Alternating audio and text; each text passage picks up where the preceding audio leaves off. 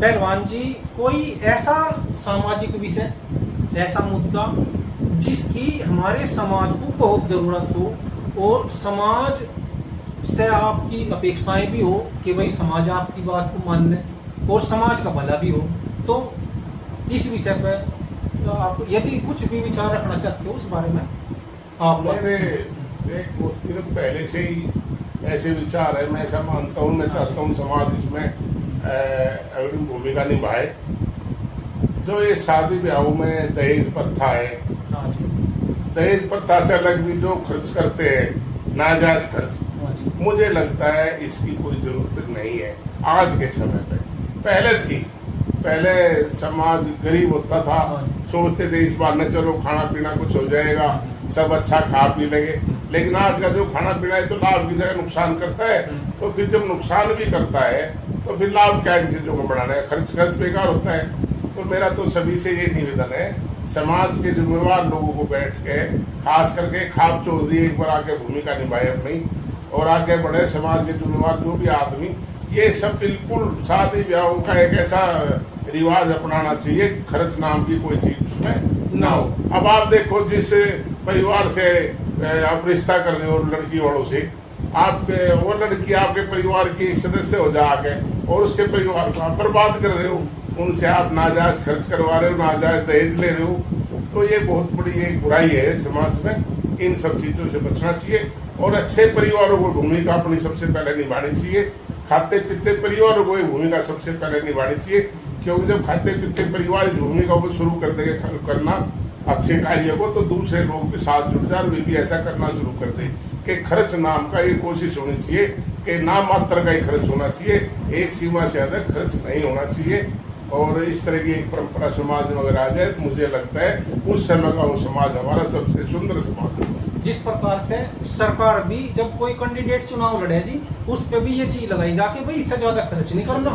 हाँ, लेकिन बिहार वालों पे नहीं। लेकिन हाँ। जिस तरह चलाक किस्म के नेता फिर भी हाँ। कोई रास्ता टोले ना, हाँ। इसी तरह समाज के चलाक किस्म के नेता कोई न कोई तरीका टोक है और खर्च इसी तरह के उसको फिर सीमा तोड़ देते हैं। तो ये ऐसा नहीं होना चाहिए। और सबसे सुंदर देखो, जितना सुंदर समाज होगा इतना ही सुंदर जीवन बीतता का लोग होगा, हमारे आने वाली पीढ़ी और ज्यादा सुखी संपन्न रहेगी। तो इस तरह का हम सबको प्रयास करना चाहिए। सबसे बड़ी बात है कि जैसा दो परिवार है, उन्होंने दोनों ने रिश्ते करे आपस में, तो कुछ पीछे तो बाजे वाला ले जाएगा, कुछ हिलवाई ले जाएगा, कुछ मैरिज होम वाला ले जाएगा, कुछ सुनार के चले जाएंगे, बस सारा उनका हो रही अटपट जगह। जो खाना पीना बनता है वो शरीर को लाभ नहीं देता और खर्च अलग हो जाए, वो बीमार करे और खर्च अलग हो जाए, नुकसान भी करे और खर्च। तो इन चीजों से बचने की जरूरत है और कम से कम खर्च हो, वही समाज विशेष करके किसान परिवार जो है मैं उनके लिए ज्यादा निवेदन करता हूँ कि ऐसे नाजायज खर्चे से बचना चाहिए। जब हमारे लोग अशिक्षित कहा जाता था कि भाई अशिक्षित थे, शिक्षा कम थी, उस समय पे तलाक जैसी बातें देखने को नहीं आती थी। ना ये सुना कि भाई फला राजा ने तलाक दे दिया, उस राजा ने वो कर दी, कोई यदि होगी बात, कोई एक घटना छोड़ दें तो वैसी कोई नहीं दिखाई देती। आज जगह जगह पे बात आती है तलाक की, भाई उसने अपनी बहन छोड़ दी। तो आज जैसा शिक्षित भी हुए, खाली किताब पढ़ लेने से या किताब पढ़ के अच्छे नंबर लेने से कोई शिक्षित नहीं होता। वो तो एक अलग तरीका, नौकरी पाने का तरीका कह सकते हो उसको आप, वो शिक्षित कैसे कहोगे? वो तो ये है कि अपनी परीक्षाएं पास करके अपना रोजगार नौकरी लग जाओ।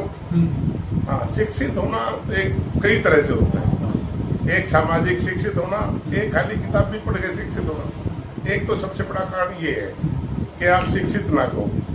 हाँ, एक तरह से कह सकते हैं कि किताबें तो पढ़ी, बस लेकिन जो सामाजिक शिक्षा थी उससे दूर हो। हाँ, दूसरा क्या है, देखो मैं तो मेरे अगर व्यक्तिगत विचार आप जानो तो मैं तो ऐसा सोचना भी पाप समझता हूँ कि किसी कोई अपनी पत्नी को तलाक कैसे दे सकता है, सोचना भी नहीं चाहिए, ठीक है ना।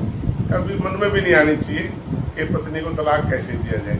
जीवन में मुझे तो लगता है कि पत्नी से ज़्यादा महत्वपूर्ण रिश्ता कोई है ही नहीं। सबसे जो सुंदर रिश्ता है वो पति पत्नी का ही है। सबसे ज़्यादा जो सहयोगी रिश्ता है एक दूसरे के प्रति वो पति पत्नी का ही है। तो ये लोगों को विचार करना चाहिए। अब पता नहीं कैसे आज के युवा कैसे सोचते हैं भाई साथ रहते हैं कई साल, फिर कहते हैं तलाक दे दिया। उतनी हिम्मत उनमें कैसे पैदा होती है, एक चीज। दूसरी बात मेरे भाई, मैं तो ये सकता हूँ कि हो सकता है जैसे हमारे यहाँ कोई भी हो, पति या पत्नी कोई भी अगर चरित्रहीन है तो सब तब तो शायद सोचा जा सकता है।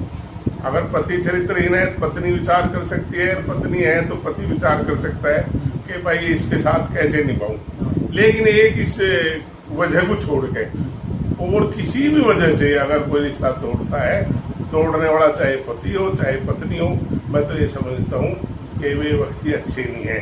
ना वह पत्नी अच्छी है जो पति से रिश्ता तोड़ना चाह रही, और ना वो पति अच्छा है जो पत्नी से रिश्ते के तोड़ने के बारे में सोच भी रहा है। हाँ, बहुत गलत बात है। कभी ऐसा मन में भी सोचना पाप है।